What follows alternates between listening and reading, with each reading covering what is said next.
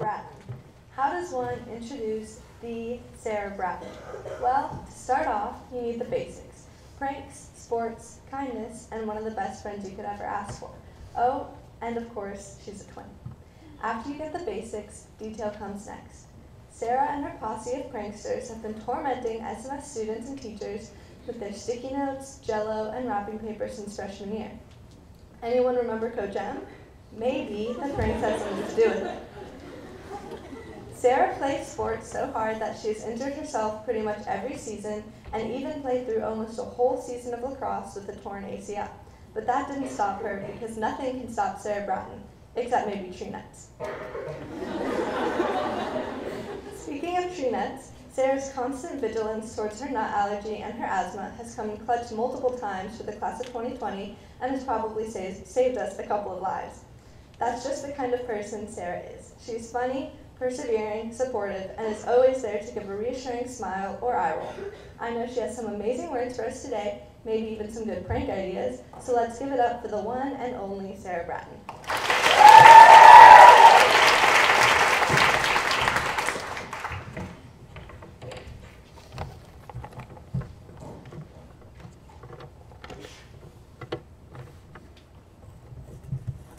You have been lied to. Mr. Stone didn't go to Princeton. Jenny Bratton, my twin and honor council president, actually cheated on a physics test earlier this year. Coach Bartholomew's favorite sport is bowling, not lacrosse. Prom this year is at the top of the Bass Pro Pyramid. Mrs. Loden is an Ole Miss fan. I have perfect speech and never ever stutter. The password for SMS Fast Wi-Fi is Throck the Rock. This is indeed the new St. Mary's uniform.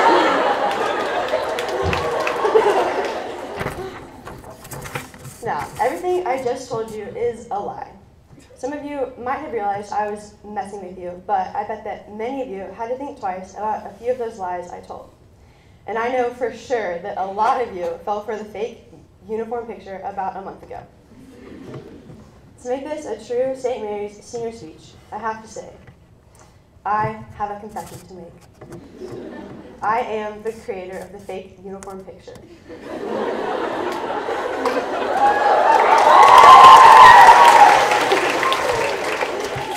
And I'm not lying. It was about 9 p.m. when I gave up on my math packet to watch my grade group chat explode. After reading the very well-written petition and laughing at screenshots of other grades' group chats, I decided to stir the pot even more. I opened my computer and started to Google ugly khaki skirts and pants matched with the hideous saddle skirts I loathed from my old middle school. My point is, all of us are gullible. It's hard for us to discern what is true and what is false. We read every day about fake news and gossip. What are we supposed to do when so much information is thrown at us, labeled as true or correct? For me personally, I decide what is true by aligning claims up with my faith. For you, this could be your parents' morals or your own morals. You could match up claims and see if they're true based on your own experiences. Each of us has different ways to test something's validity. Point is, it's very dangerous to accept what's presented as true by the media or even by your friends as the truth. If I was talking to Jenny and said, I believe the sky is blue, and that's my truth, and she said, no, Sarah, the sky is red, and that's my truth, well, who is true? For me, it's true that the sky is blue. And for Jenny, it's true that the sky is red. Can both Jenny and I be correct at the same time? Can my truth be true and Jenny's truth be true? No, the sky can't be both all blue and all red at the same time. Two contradictory truths can't exist together. This sounds pretty simple when dealing with the colors and the sky, but what about deeper topics, like is God real or is God just a fake divine idea? I believe that God is real, but some of you might not. Or maybe your God looks different than mine. That's a scary world to live in if nothing is ever 100% true. If our truths could change at any moment or any circumstance, what do you hold on to? If all truths are subjective and always changing, always being molded to the current environment, is there anything in this world that is always 100% without a doubt true? For me, to live with subjective truths is terrifying. I don't know what I would do if my foundation, my truths were always changing and shifting. I'd be so confused.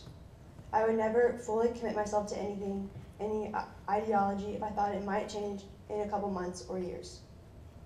So, as I hold fast to what I believe is true, I urge all of you to do the same.